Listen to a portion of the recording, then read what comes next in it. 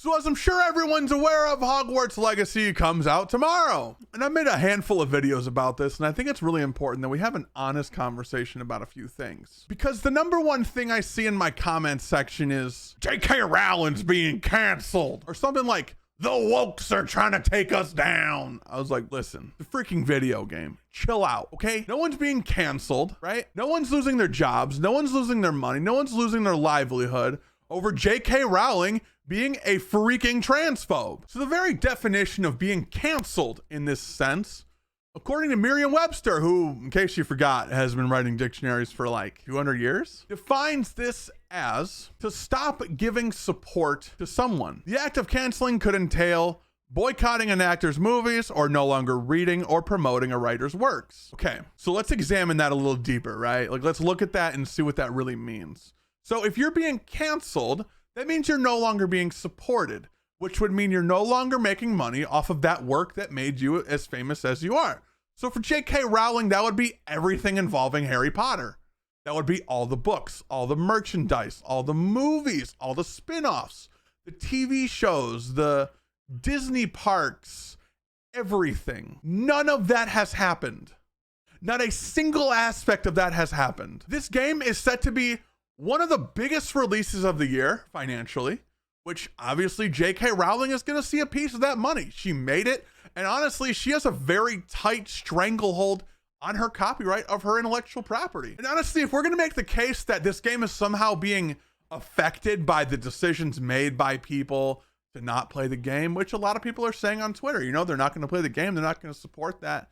And cool, you do you, man. Like, do your thing. But if you choose to play the game, I don't think you should be bullied, harassed, because then you're no better than the people you claim to be opposing, who are literally bullying and harassing trans people into hurting themselves and unaliving themselves and just doing very harmful things to themselves because of the amount of bullying and harassment they receive on a daily basis just for wanting to exist. And honestly, the game hasn't even come out yet. And last night, as I'm recording this video right now, the game has 206,000 viewers on Twitch. And that's just Twitch. That's just people watching the game. It doesn't include all the people who have downloaded it, preloaded it, plan to play it, will play it, will buy it, will look at it. And I've seen so many streamers doing giveaways for the game.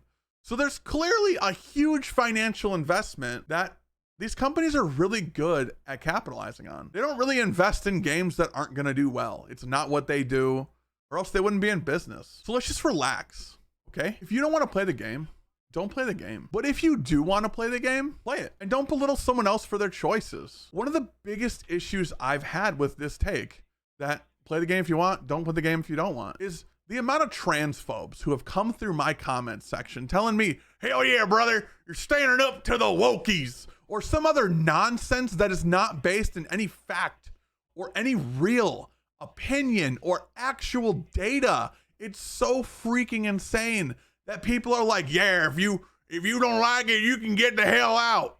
Shut up. I do not want to appeal to you. So if that's you, don't watch this video. Block me. I don't want you here.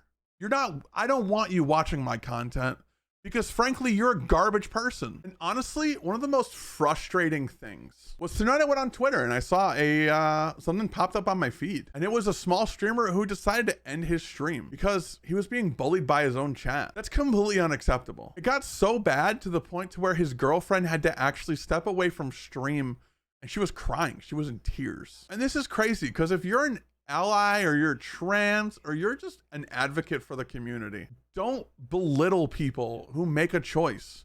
That is literally the thing you're opposing. People who hate on trans people and harass and bully and tell them to do terrible things are just, you're doing exactly what they're doing. So it makes you no better, and you're not part of the solution.